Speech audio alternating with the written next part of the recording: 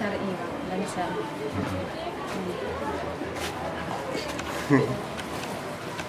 Tahu. Oke, Bang. Ya, yang paling banyak dicari sekarang apa nih? Katun, Katun. katun syar'i yang bahan yang kaos Korea bang. Itu berapa harga, Bang? Mana? Kalau yang katun nih, ada yang murah, ada yang harga ini sampai 300 mungkin. Ada berapa motif yang dijual di sini? Di sini, yang motif Korea kemarin banyak lagi, cuma udah habis. Ini yang baru masuk malam kemarin aja nih, yang kayak gini. Apa namanya? Yang syar'i. Kenapa orang banyak memilih pakaian seperti ini? Karena nanti bisa dipakai untuk lebaran bang. Jilbabnya pun panjang kan.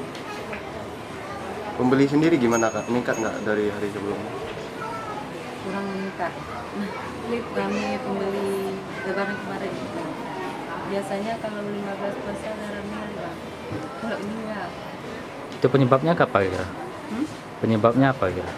Mungkin ekonomi, faktor ekonomi.